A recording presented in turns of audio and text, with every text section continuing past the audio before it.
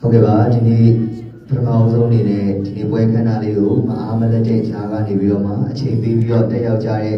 ကုန်ပစ္စည်းဧည့်သည်တော်လူကြီးမင်းများနဲ့အသိပညာရှင်အတတ်ပညာရှင်များလူပညာရှင်များမီဒီယာစာနယ်ဇင်းမီဒီယာများအားလုံးဒီနေရာနေကျွန်တော်ကကျေးဇူးထူးပဲတင်ရှိပါတယ်ခင်ဗျာဒီနေ့ပွဲခန်းနာတက်ရောက်ကြတဲ့နေရာမှာ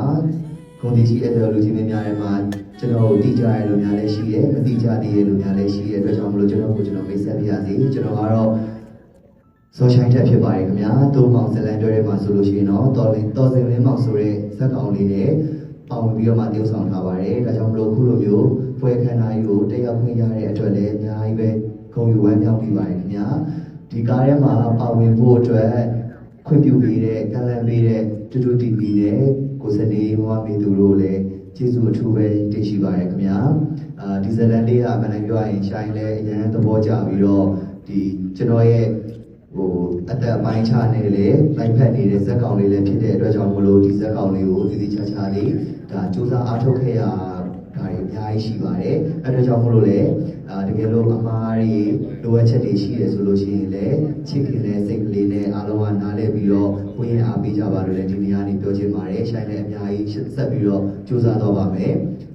channel 7နဲ့တူတူ TV ကနေပြီးတော့မှအခုလိုမျိုးကျွန်တော်တို့မောင်ဇလန်တွေကိုပြသခွင့်ထုတ်လွှင့်ခွင့်ရတဲ့အတွက်လည်းကျွန်တော်အများကြီးဝမ်းသာကိုယူပြီးပါတယ်ကျွန်တော် interview ခုနဖြေခဲ့သလိုပဲပေါ့နော်အရင်တစ်ခါတော့လုပ်ခဲ့တဲ့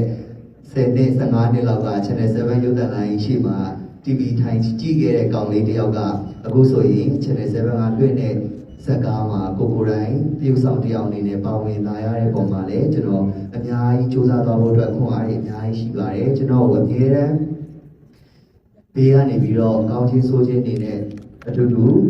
ရှိပေးတဲ့ဆုံးမပေးတဲ့ကျွန်တော်ရဲ့မိဘနှစ်ပါးကျွန်တော်ရဲ့မိသားစုနဲ့ထပ်တူကျွန်တော်ရဲ့ဒုတိယမိသားစုလေးဖြစ်တဲ့ရောက်ရှိနေကြတဲ့ fan လေးတွေရောကြည့်ရှုနေကြတဲ့ fan လေးတွေရောအားလုံးကိုလည်းဒီနေရာကနေကျေးဇူးတင်ရှိခိုးပါတယ်သူတို့ကြောင့်သာကျွန်တော်ဒီလုပ်တွေလည်းဆက်ပြီးတော့လုပ်နိုင်တာဖြစ်တယ်လို့ဒီလိုရိုးရက်တည်နိုင်တာဖြစ်တဲ့အတွက်ကြောင့်မလို့ကျွန်တော်အများကြီးဆက်ချစ်ပြီးတော့အများကြီးဆက်ပြီးတော့အားပေးပေးကြပါအောင်ကျွန်တော်အားပေးရတဲ့အတွက်ကြောင့်မလို့မျက်နှာမငယ်ရအောင်အမြဲတမ်းခုံယူနေရတဲ့သားတစ်ယောက်ဖြစ်အောင်လို့လည်းအမြဲတမ်းကြိုးစားတော့ပါမယ်လို့ပြောကြရင်လည်းဒီလိုချုပ်ပါတယ်အများကြီးကျေးဇူးတင်ပါတယ်ဒီလိုမျိုးလည်းရှင်ကိုစနေပြီးတော့မင်းကြီးချုံးလေးပေတီချိုးကလည်းမတရားစကားပြော